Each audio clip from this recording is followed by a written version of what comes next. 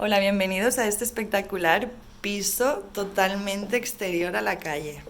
Como podéis ver, a mano derecha tenemos la espectacular cocina con capacidad de una mesa para comer, exterior a la calle, y justamente al lado tenemos lo que es el lavadero con capacidad de poner lavadora, secadora y un armario.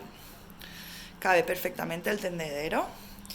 Si seguimos a mano izquierda, tenemos el espectacular salón comedor con su propio aire acondicionado y lo más espectacular con la salida a la terraza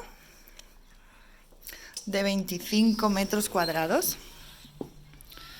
Como veis, súper soleada y además con zonas comunes de jardines, piscina comunitaria. Vale. Tiene calefacción en todas las estancias. Si seguimos tenemos el primer dormitorio,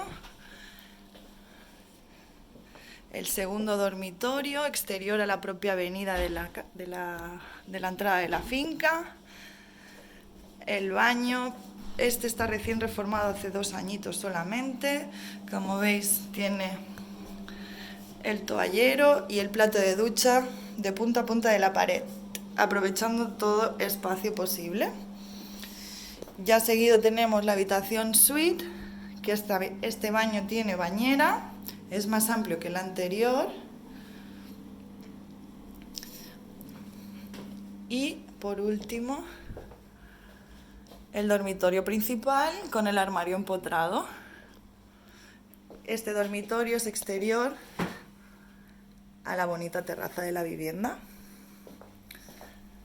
No os podéis perder este piso.